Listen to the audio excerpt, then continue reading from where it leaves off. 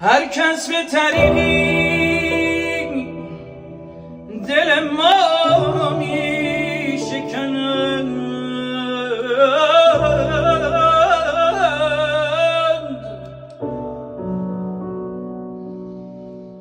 بیگانه جدا دوست جدا